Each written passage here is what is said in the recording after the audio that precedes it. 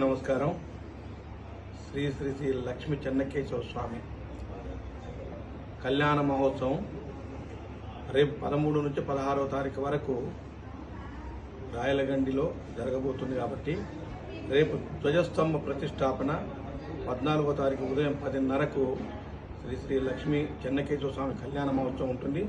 తదుపరి ప్రభలు జాతర కొనసాగుతుంది. కాబట్టి మరి అచ్చంపేట నియోజకవర్గ ప్రజలతో పాటు ఇతర నియోజకవర్గాల నుంచి విశేష భక్తులందరికీ కూడా శుభాకాంక్షలు తెలియజేస్తూ వారికి ఆహ్వానిస్తూ ఉన్నాం.